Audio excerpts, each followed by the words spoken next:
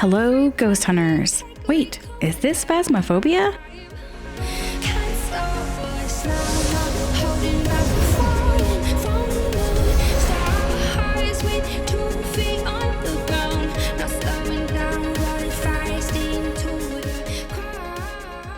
My teammates and I headed out to investigate what looks like Brownstone High School, only it's not. It is similar, has a lot of the same things in it that we find in Phasmophobia, but it's not haunted. Instead, it appears to have a vast amount of creepy things, surrounded by puzzles and murderous individuals performing a ritual of some type. One of my teammates told me about this game that appeared to look a lot like Phasmophobia, and I have to admit, sitting in the lobby, it does feel like Phasmophobia.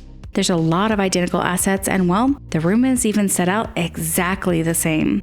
If this isn't a blatant copy, then I don't know what is.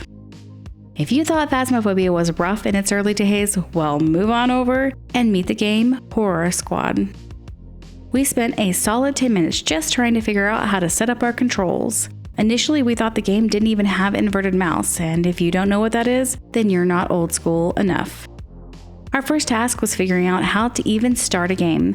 While moving around the lobby area gave us time to see all the similarities between Phasmophobia and Horror Squad, we all really just wanted to get into the game.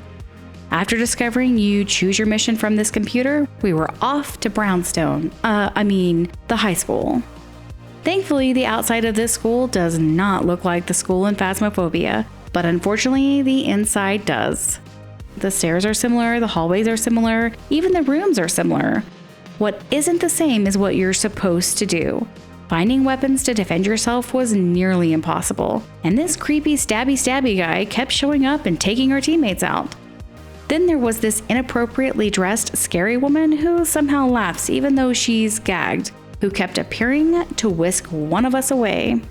While I actually do enjoy puzzles and using teamwork to figure out what to do next, this was a bit much. This weird lock was more annoying than it should have been. The game was definitely attempting to slip us up, and while mostly simple, it was more of a hindrance than fun. Then there was this safe that required a number, but after spending 10 minutes counting how many times this little guy rocked back and forth, I just asked Google what the passcode was. Thanks, Google. We lost Alan kind of early, but he came back as, well, whatever this thing is. And it wasn't much longer after his demise that we also lost Shane. And being alone in this game, well, it's hard. Stabby McStabberson kept showing up, and I was running low on ammo. Bullet boxes apparently only give you one bullet, and when teammates die, they take all of their items with them. Ultimately, we all died, and well, I'm not feeling inspired to try to get past this first, and hopefully not only level. So is this game the same as Phasmophobia? Well, yes and no. It definitely has some parts of the game that are for sure copies of Phasmophobia. There's no reason the starter area would look exactly like it does in Phasmophobia. The high school is very similar and definitely feels like the high school in Phasmophobia. The floor plan, however, is different. There's assets inside the school that we just don't have in Phasmophobia. So visually, definitely some copying.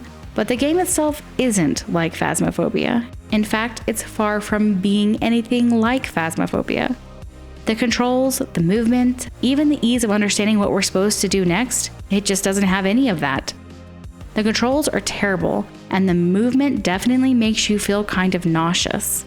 If you're prone to any kind of motion sickness, like me, you'll struggle with this game. Overall, I'd say this game isn't really scary, and while it may have 1 or 2 jump scares... Okay, going up the stairs. Oh, there's a big ol' ass rat. Oh my gosh, that scared the crap out of me.